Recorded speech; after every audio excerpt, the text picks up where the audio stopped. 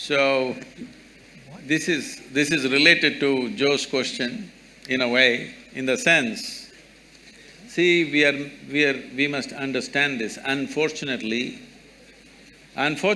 most human beings are in this condition. If they find somebody who are little weaker than them, they will see how to extract something out of them, how to dominate them, how to do these things. This is coming to you from your childhood, from your school, that you want to be number one, you want to be number one, parents are telling you this, everybody is telling you this, so always want to be on top of somebody. So with this, if a blacksmith thinks, a goldsmith thinks a blacksmith is inferior to him, unfortunately, though a blacksmith's work is more useful than a goldsmith's work for making of a society. So like this, simple professional differences, we have made it into horrible discriminations in this country because this is an ancient culture, lived in the same place for thousands of years. People learned how to organize their exploitation against each other. They managed to organize this.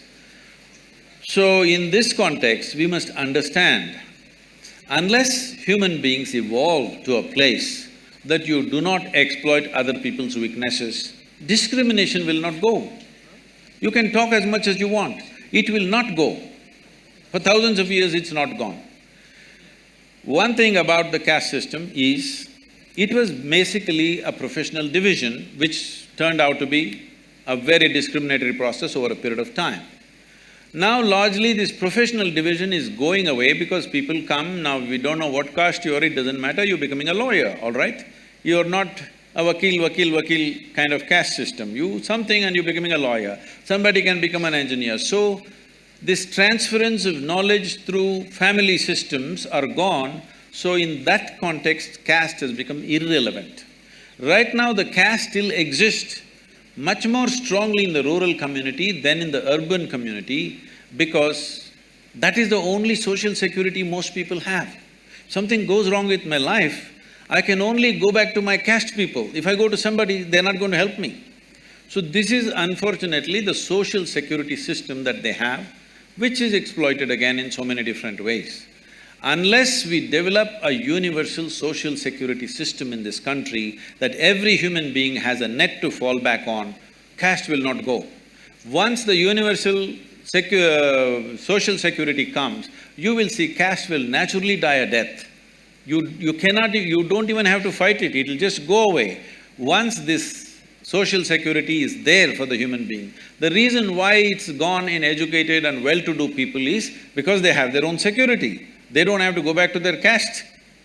But the poorer people in rural India, for them the only security is their caste. Their clan, you can only go back to your mama or your somebody else or whatever else, you can't go to a strange person and ask for help. So we have to make the society where every human being feels secure in the country. Only then you can remove this, otherwise you cannot remove. People are thinking this is just based on discrimination. No, discrimination is coming because wherever somebody is weaker, somebody is exploiting them. This is not caste, this is not gender, wherever, whoever they can get, they will exploit, all right? Why women and children take the beating is because they're little physically weaker.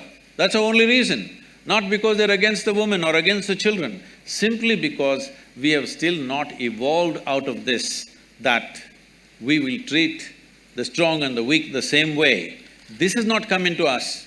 This will not come because you fight something. This has to come by evolving the society, by evolving individual human beings, otherwise it'll not happen.